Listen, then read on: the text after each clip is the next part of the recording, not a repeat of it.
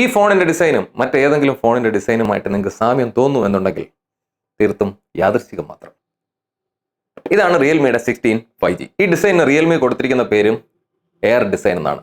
അതും യാദൃശ്ചികം മാത്രം ആയിരിക്കും. സോ ഗൈസ്, ഇതാണ് റിയൽമി 16 ഡിസൈൻ വരുന്നത്. ഈ വലിയ ക്യാമറ മൊഡ്യൂളൊന്നും കണ്ട് കണ്ണു തള്ളണ്ട. ആകെ 50 മെഗാ പിക്സലിന്റെ ഒരു ക്യാമറ മാത്രമേ ഉള്ളൂ.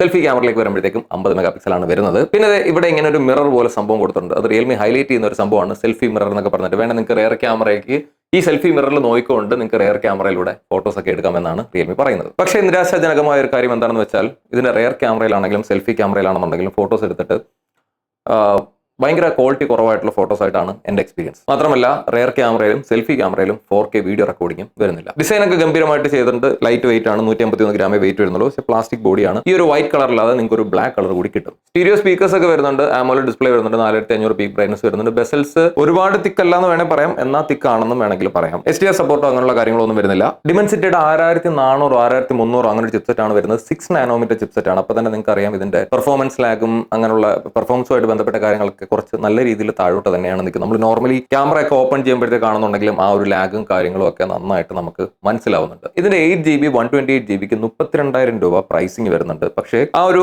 ഒരു പ്രൈസിങ്ങിന് ഇതിനേക്കാളും വേ ബെറ്റർ ഫോൺസ് നമുക്ക് അവൈലബിൾ ആണ്. പിന്നെ ആകെ ഇതിനകത്ത് ബെറ്റർ ആയിട്ട് തോന്നിയിട്ടുണ്ടെന്ന് പറഞ്ഞ എനിക്ക് തോന്നിയ കാര്യങ്ങൾ 7000 mAh ഒരു ബാറ്ററി വരുന്നുണ്ട്. അതിന് 60 വാട്ട്സിന്റെ ചാർജിങ് അഡാപ്റ്റർ കേബിളും എല്ലാം ബോക്സിൽ കൊടുത്തിട്ടുണ്ട്. പിന്നെ IP68/69K ഡസ്റ്റ് ആൻഡ് വാട്ടർ റെസിസ്റ്റൻസും വരുന്നുണ്ട്. സോ എനിക്ക് കൺക്ലൂഡ് ചെയ്ത് പറയാൻ പറ്റുന്നത് യാദൃശ്ചികം വണ്ണം സിമിലാരിറ്റി തോന്നുന്ന ഡിസൈൻ ഉള്ള ഒരു ഫോൺ ആണെങ്കിൽ പോലും ഭംഗിയായിട്ടുള്ള ഡിസൈൻ കൊടുത്തിട്ടുണ്ട്. 153 ഗ്രാം വെയിറ്റ് ഒക്കെ ഉള്ളൂ. പക്ഷേ ഇതിന്റെ പ്രൈസിങ്ങും ഇതിന്റെ സ്പെക്കുമായിട്ട് കമ്പയർ ചെയ്യുമ്പോഴത്തേക്ക് ഭയങ്കര ഡൗൺഗ്രേഡ് ആയിട്ടുള്ള ഒരു ഫോണായിട്ടാണ് എനിക്ക് തോന്നിയത്. മറ്റൊന്നും ഇതിനെപ്പറ്റി അങ്ങനെ എടുത്ത് പറയത്തക്കതായിട്ട് ഇല്ല. സോ നിങ്ങളുടെ അഭിപ്രായം എന്നുള്ള കമന്റ് ചെയ്യുക. ഇതിന്റെ ലിങ്ക് ഞാൻ പ്രോഡക്റ്റ് അല്ലെങ്കിൽ ഡിസ്ക്രിപ്ഷനിൽ കൊടുത്തിരിക്കാം.